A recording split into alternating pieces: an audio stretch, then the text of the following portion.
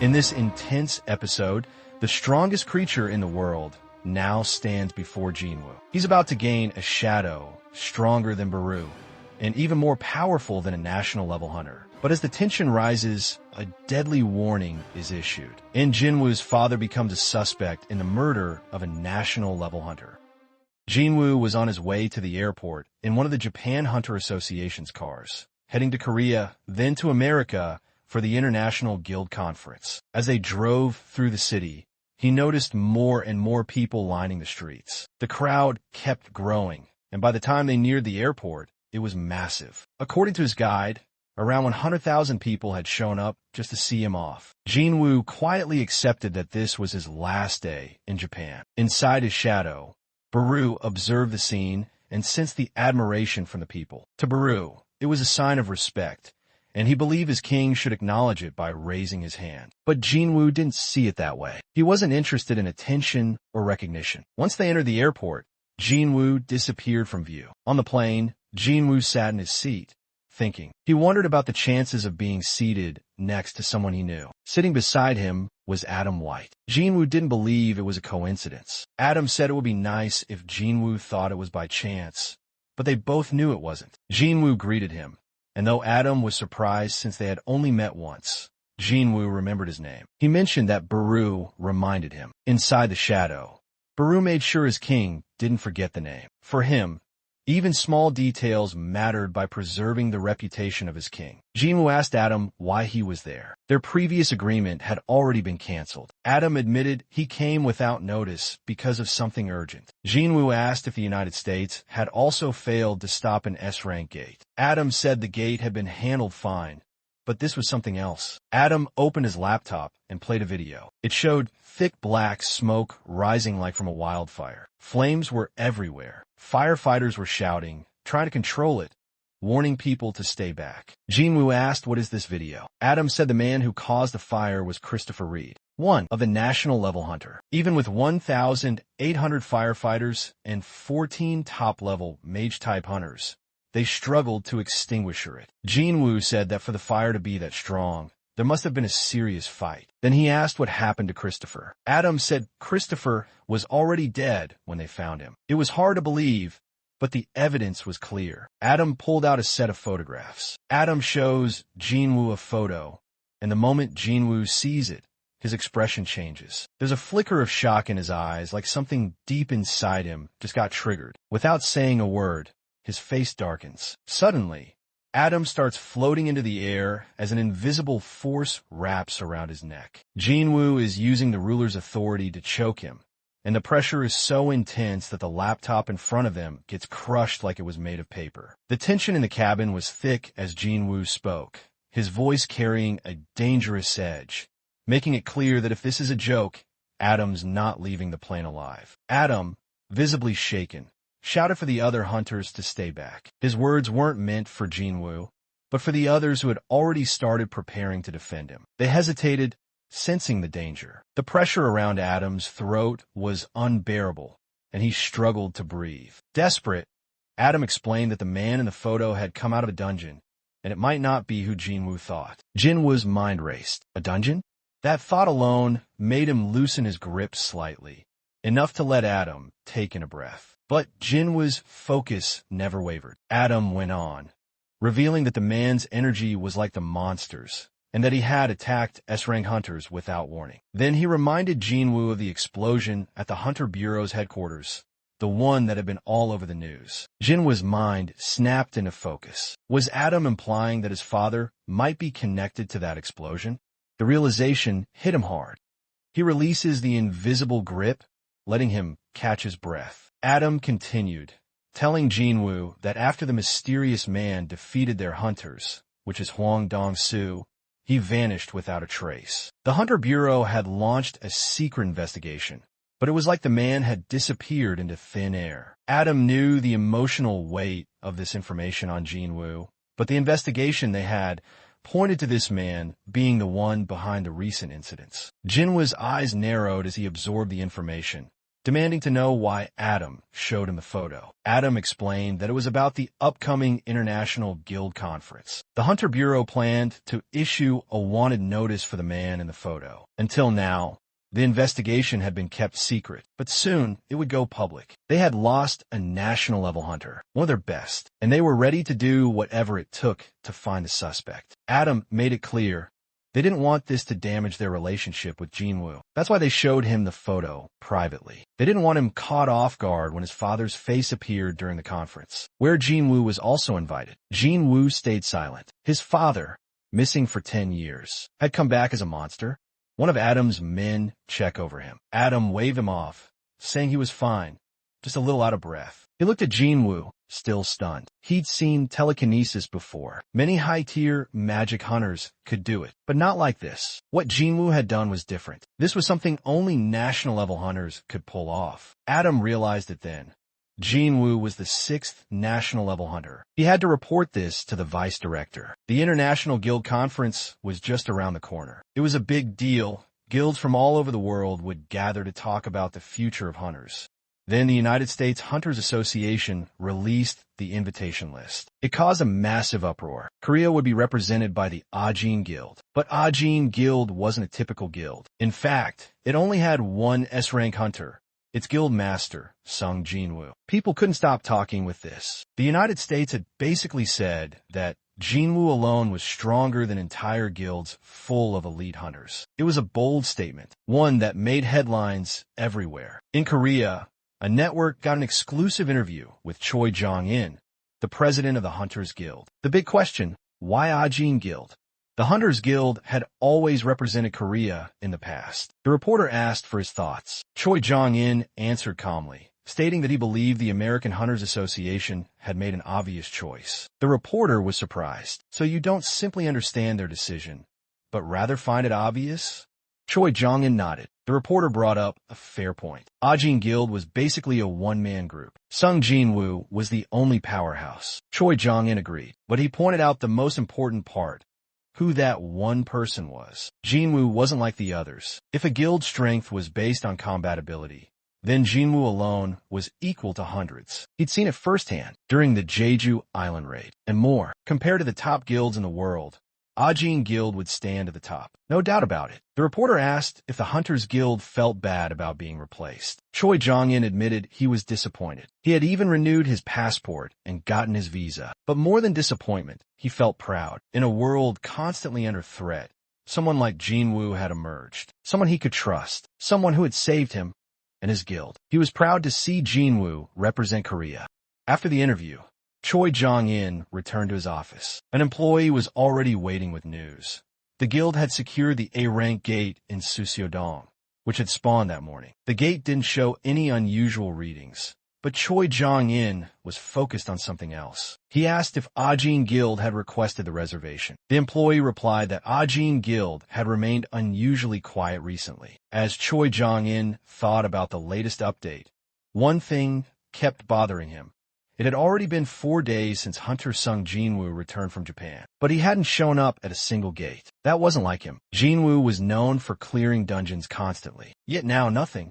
Some of the big guilds in Seoul were quietly celebrating. With Ajin Guild out of the picture, there was less competition. But Choi Jong-in didn't feel the same. To him, it was like celebrating because an apple fell from a tree. Childish. He even thought monkeys would be happy over that. The employee mentioned that their guild's profits had jumped 40%. Less competition meant more income. Choi Jong-in sarcastically muttered under his breath, "Monkey," which left the employee confused. But Choi Jong-in couldn't let go of the thought. Jinwoo, the same guy who once cleared multiple gates in a single day, even after becoming an S rank, was now completely silent.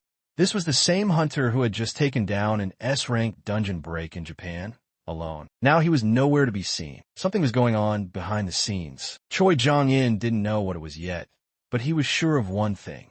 He needed to find out. At the Korean Hunter Association, Woo Jinchul walked into Chairman Gook Gunny's office with an update. China had asked for information about Hunter Sung Jinwoo. Chairman Gun, he raised an eyebrow. Personal information? Jinchul shook his head. No, nothing private. They're asking for publicly available data, raid records, media articles, that kind of thing. Chairman Gunn, he thinking it over. It wasn't a request for anything sensitive. Of course, they wouldn't just hand over internal files on someone like Jinwoo. But still, why now? Jinwoo had already made it clear. He wasn't interested in leaving Korea. So what was with the sudden interest? Jin Shul then added something surprising. The request didn't come from the Chinese government. It was from an individual. Chairman Gunn, he looked at him. Ooh, Liu Jigang. Jin Shul answered. China's 7-star hunter. That name made Chairman Gunny pause. China didn't use the same hunter ranking system as the rest of the world. Their system capped at 5 stars. But Liu Jigang was the only one ever given a 7-star title. No one else in China even came close. For someone like him to take interest in Jinwoo, it meant something. Jin Shul explained further. Liu Jigang had once fought a giant monster himself. After hearing that Jinwoo had wiped out all the giants in Japan, Liu Jigang must have gotten curious. Chairman Gunn, he didn't say anything at first, but he understood. Strong hunters recognize strength in others. It was a bond only those at the top could feel. Still, Chairman Gunn, he made his decision. Turn down the request, he said. If we have to share anything, keep it superficial. Just the basics, nothing more. At the Scavenger Guild, Laura reminded Thomas Andre that Hunter Sung Jinwoo would be arriving in the United States the next day. Thomas paused. It was already happening. Without wasting time, he called for Huang Dong-soo to come to his office. When Huang Dong-soo arrived, Thomas got straight to the point. Don't touch Sung Jinwoo, Mr. Huang Dong-soo. The order was firm and clear. Huang Dong-soo looked surprised. It was obvious Thomas knew more than he let on. Thomas continued. He knew about what had happened between Jinwoo and Dong-soo's brother. He understood that Huang Dong-soo had questions, unfinished business. But just as Huang Dong-soo tried to respond, Thomas raised finger, pointed Huang Dong-soo to silencing him. I don't remember giving you permission to speak. It wasn't a request. It was a warning. From the side, Laura watched quietly. The tension in the room was unmistakable. She knew very few people on Earth would ever dare speak to Huang Dong-soo like that. But Thomas was different. His authority is unquestionable. His message was simple. Stay away from Jinwoo, no matter what. Even if that meant going on vacation at the guild's resort during the conference, just to keep his distance. Eventually, Huang Dong-soo gave a stiff nod. He agreed, but it was clear he didn't like it. He turned and left the office, the air heavy with frustration and rage. Laura could tell Huang Dong-soo hadn't truly let go of his grudge. His hatred for Jinwoo ran too deep to be erased with a single command. She turned to Thomas. This won't be the end of it, she said. Thomas agreed without hesitation. He instructed Laura to keep an eye on Huang Dong-soo until Jinwoo returned to Korea.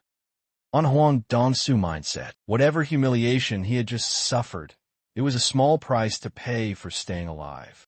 The next day, the world's strongest hunters were arriving in the United States for the International Guild Conference. The atmosphere was electric. Among the new arrivals was Leonard Neerman, Germany national-level hunter and guildmaster of the Richter Guild. As he stepped out of the airport, Leonard was immediately met by a sea of reporters. Cameras flashing, questions flying. Curious, Leonard turned to his vice guildmaster for answers. He was told that the Korean hunter everyone had been talking about, Sung Jinwoo, was expected to arrive today. Speaking of the devil, his vice guildmaster added, spotting Jinwoo's group in the distance. Seeing an opportunity, Leonard confidently stepped forward, thinking there was no harm in introducing himself to someone so powerful. But then, he froze. A chill ran down his spine. His eyes locked onto something, and his body tensed. It wasn't fear. It was something deeper, something instinctual. The vice guild master noticed his sudden hesitation. Sir, are you not going? Leonard kept staring. Can you not see that?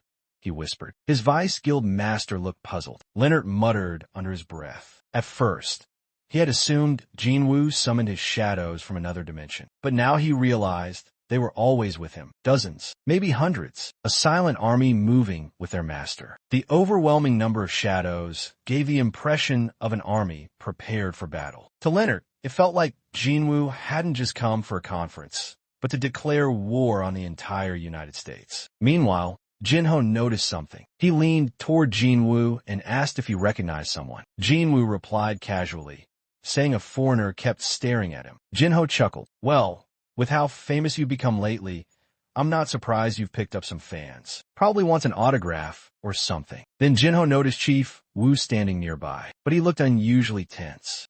Curious, Jinho asked what he was doing there. Chief Woo, clearly flustered, muttered that he was in charge of guarding Hunter Sung Jinwoo. Jinho stepped closer, pretending not to hear. "Who are you guarding again?" he teased. Chief Woo's face turned red with embarrassment.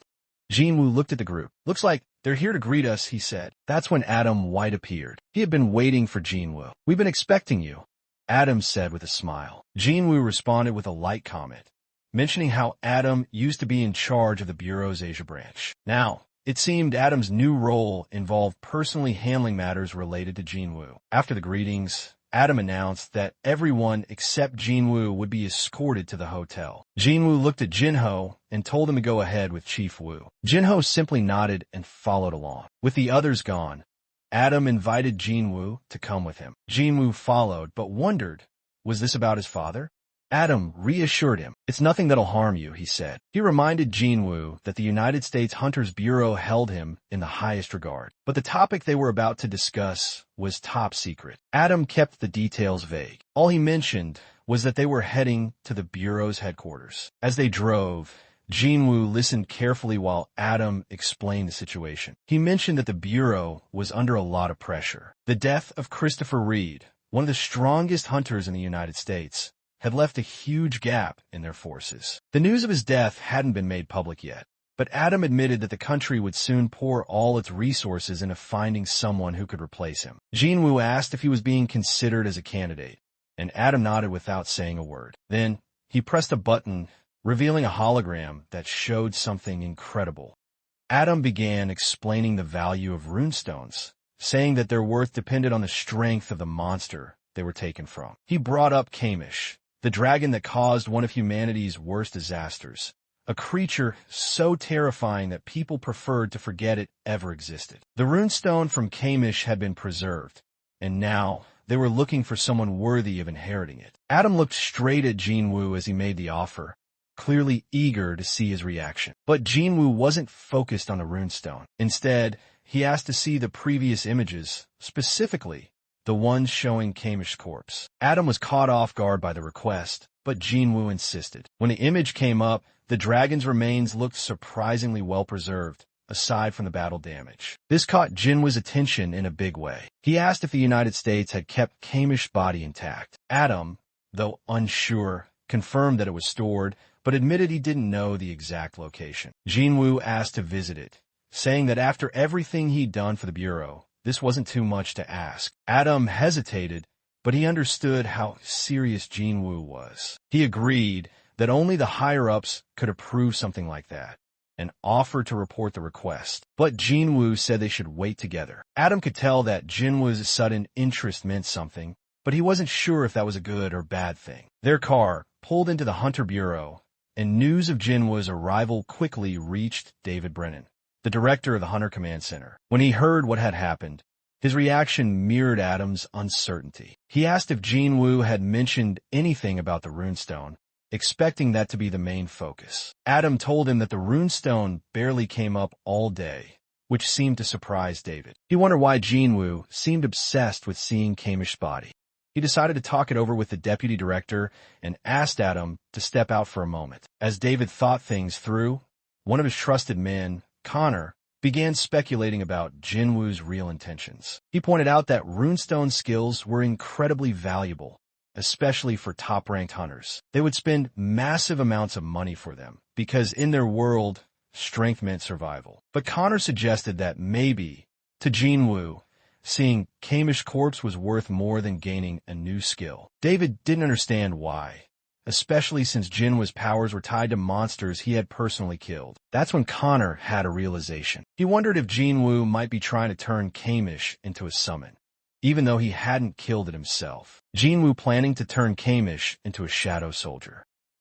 The idea hit David hard, and he stood up in shock. If Jinwoo could turn Kamish into a summon, he would become more powerful than any individual should ever be. The thought made David uneasy. No single hunter should have that kind of strength. But Connor reminded him that denying Jinwoo's request could lead to diplomatic problems. If they refused, It might damage their relationship with him. David considered everything carefully before making his decision.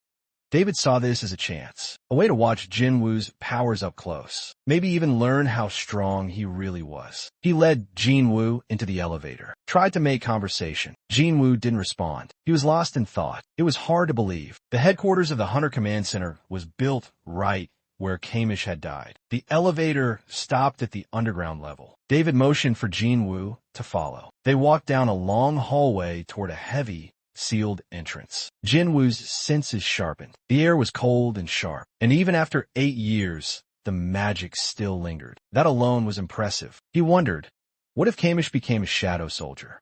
Then they entered. Jinwoo paused. The chamber was lit up. In the center was Kamish, the flame dragon. Its massive body filled the room.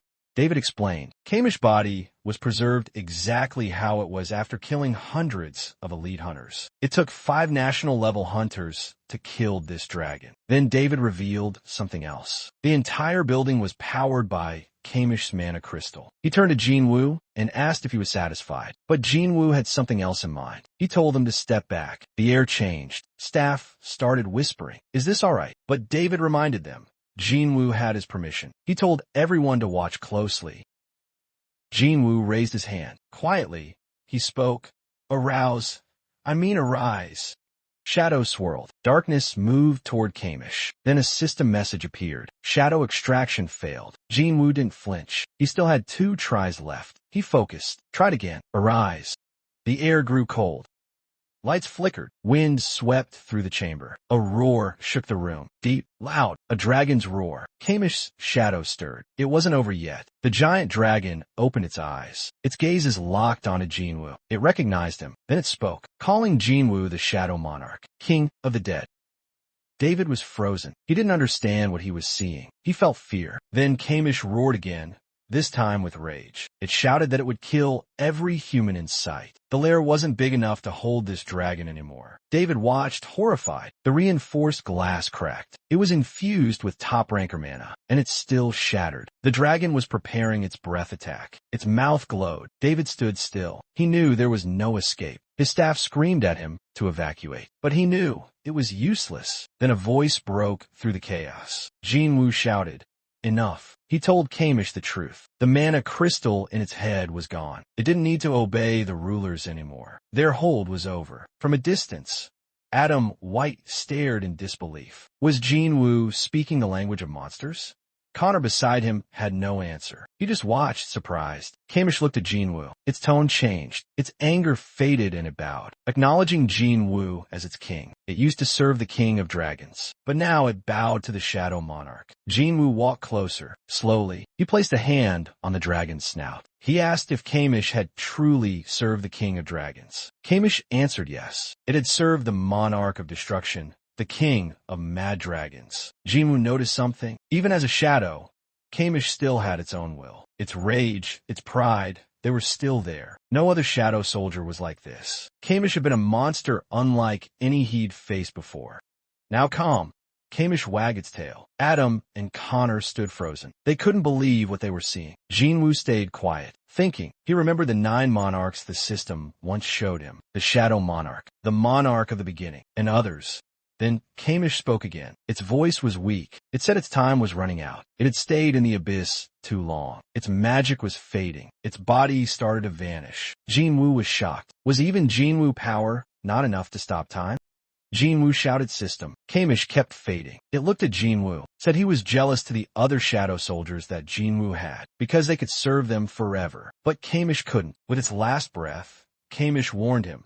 There were 4 humans who had borrowed the power of the rulers. Be careful of them. Then Kamish vanished. Its voice faded into nothing. The dragon that had briefly called Jinwoo its king was gone. Jinwoo stared at the empty space. The silence hung heavy. A notification popped up. Shadow extraction failed. Jinwoo turned and walked away. Frustration burned inside him. He turned to Adam, told him to apologize to the director, said he'd pay for the damage. Adam agreed. Adam and Connor stayed silent as Jinwoo left. Jinwoo clenched his fist. He hit the wall. The impact shook the building.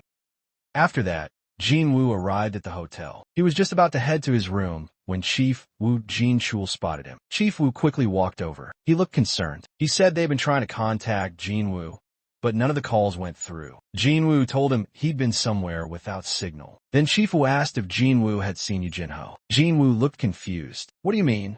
Chief Wu said Jinho had left after getting a message. The message said it was from Jinwoo, asking to meet at the Hunter's Bureau headquarters. Jinwoo's eyes narrowed. He had just come from the Bureau. He never sent any message. Adam, who overheard them talking, stepped in. He said Jinho's name wasn't on the Bureau's visitor log. That's when Chief Wu mentioned something else. A hunter from a scavenger guild had picked up Jinho 2 hours ago. Adam looked surprised. He thought the scavenger guild had some kind of connection with the Bureau, but even so, they didn't have permission to act on their behalf. The situation was starting to feel serious. Adam said the fastest way to get answers was to contact the scavenger guild directly.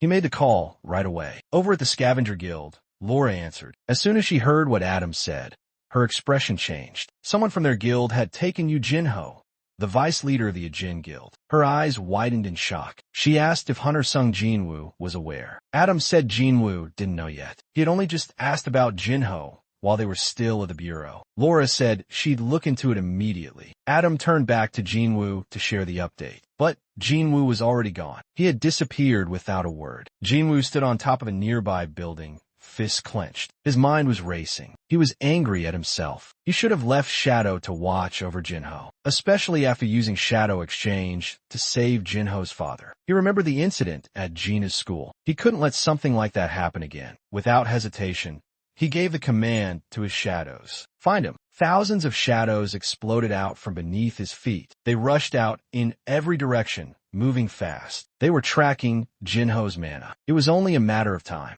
And that's the end of this episode. If you're excited for the next episode, featuring the long-awaited, insane fight between Jinwoo, Huang Dong-soo, and Thomas Andre, drop a comment saying arise to keep me fired up while I am writing the next script.